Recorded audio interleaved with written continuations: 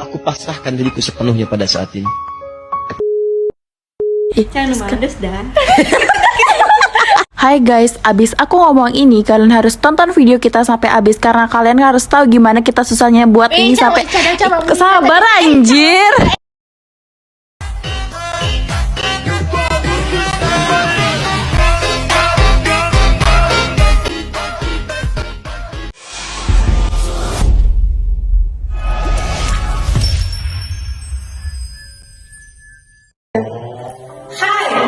Selamat datang di Bisik Bincang Asik.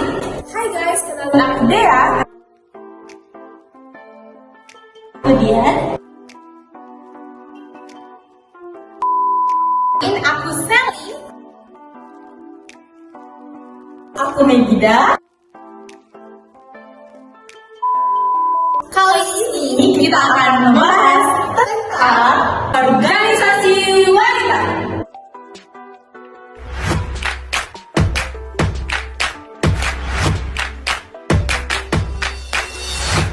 Wanita Indonesia atau Gerwani adalah organisasi wanita yang aktif di Indonesia pada tahun 1950-an dan 1960-an. Organisasi terlarang ini didirikan pada tahun 1950 dan memiliki lebih dari 650.000 anggota pada tahun 1957. Kelompok ini memiliki hubungan yang kuat dengan Partai Komunis Indonesia, tetapi sebenarnya merupakan organisasi independen yang memperhatikan masalah-masalah sosialisme dan feminisme, termasuk reformasi hukum perkawinan, hak-hak buruh, dan nasionalisme Indonesia. Setelah kudeta 30 September 1965, Gerwani dilarang, dan di bawah Presiden Soeharto, organisasi ini menjadi contoh yang sering dikutip dari tindakan amoralitas dan gangguan selama era pra-1965. Terbentuknya Gerwani ini untuk berfokus pada isu-isu perempuan dalam nasionalisme. Salah satu isu perempuan yang mereka perjuangkan adalah mendorong perubahan undang-undang perkawinan yang dianggap tidak adil bagi para wanita. Gerwani juga secara aktif memberikan penyuluhan tentang hak-hak perempuan dalam perkawinan. Gerakan Wanita Indonesia atau Gerwani adalah organisasi wanita yang berdiri pada 4 Juni 1950 di Semarang, Jawa Tengah. Pada 4 Juni 1950, 6 wakil organisasi wanita di Indonesia berkumpul di Semarang. Keenam wakil tersebut berasal dari organisasi Rukun Putri Indonesia, Persatuan Wanita Sedar, Istri Sedar, Gerakan Wanita Indonesia, Wanita Madura, dan Perjuangan Putri Republik Indonesia. Keenam wakil tersebut bersepakat untuk melebur dan mendirikan Gerakan Wanita Sedar atau Gerwis yang kemudian berganti nama menjadi Gerwani. Tujuan: sistem perekrutan keanggotaan Gerwani dilakukan dengan sangat terbuka. Organisasi ini menerima semua kaum wanita dari golongan apapun.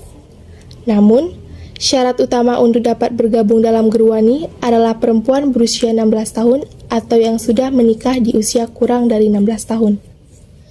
Tujuan berdirinya Gerwani adalah untuk menjadikan semua wanita menjadi orang yang mandiri dan memiliki semangat untuk bekerja keras.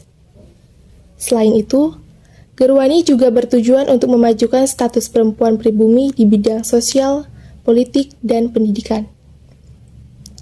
Gerwani sangat menolak tanggapan bahwa wanita hanya berfungsi sebagai pengikut suami dalam setiap tindakannya. Jika tujuan Gerwani tersebut dapat tercapai, Gerwani kemudian memberikan pendidikan dan penyuluhan kepada para wanita mengenai hak-hak perempuan.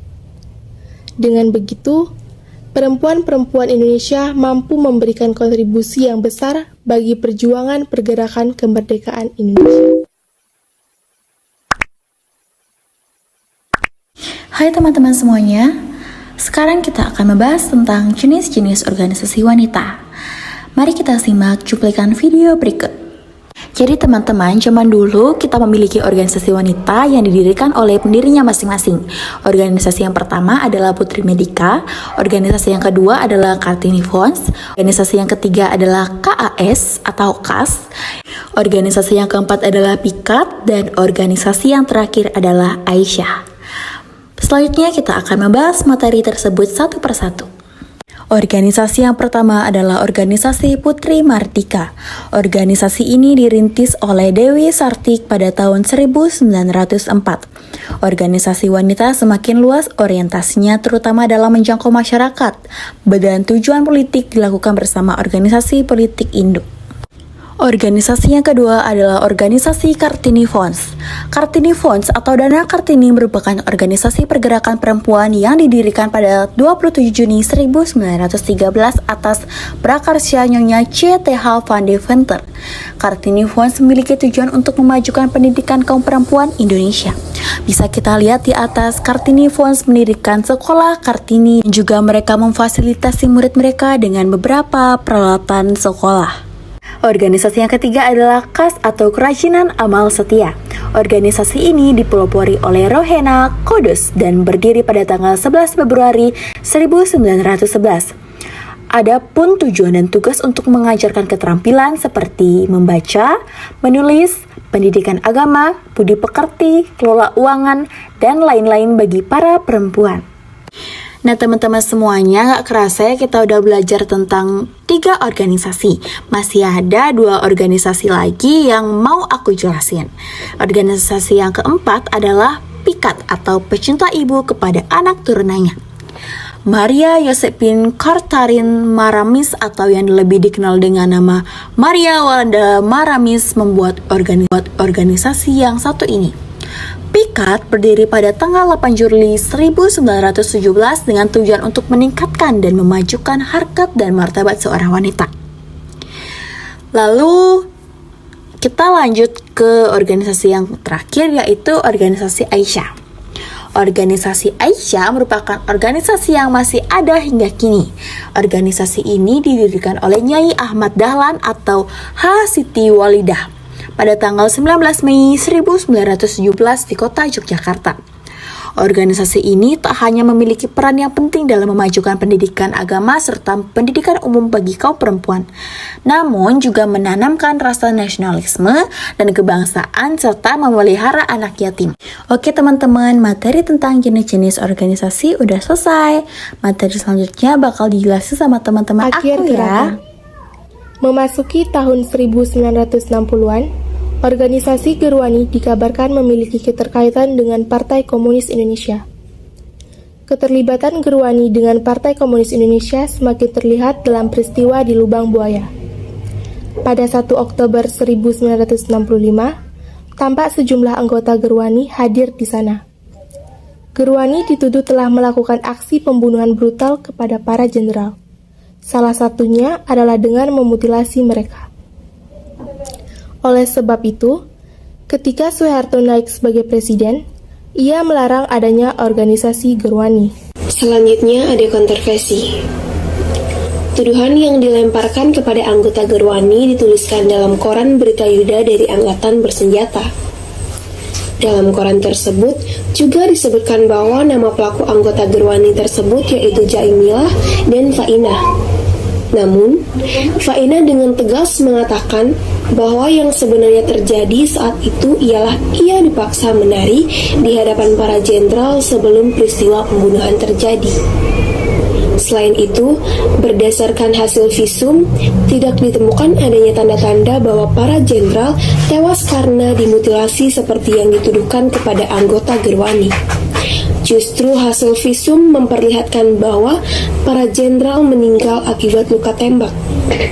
Kenangan mitos keterkaitan Gerwani dalam Lubang Buaya kemudian diwujudkan dalam bentuk monumen Pancasila Sakti Lubang Buaya di Jakarta Timur.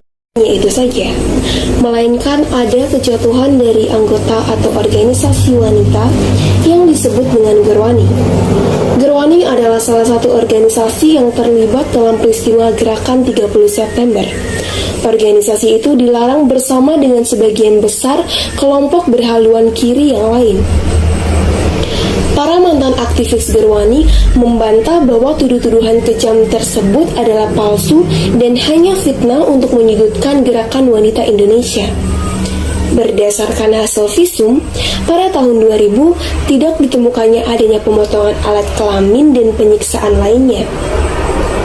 Setelah Soeharto menjadi presiden, Gerwani dilarang keberadaannya, ribuan Gerwani dibunuh sebagai bagian dari pembersihan anti-komunis berdarah, dan pembunuhan seperti halnya banyak orang yang dicurigai sebagai anggota PKI dan menyebabkan jatuhnya Soekarno. มีหนังแดงแล้วจะกินหนังส้วงมีหนังส้วงแล้ว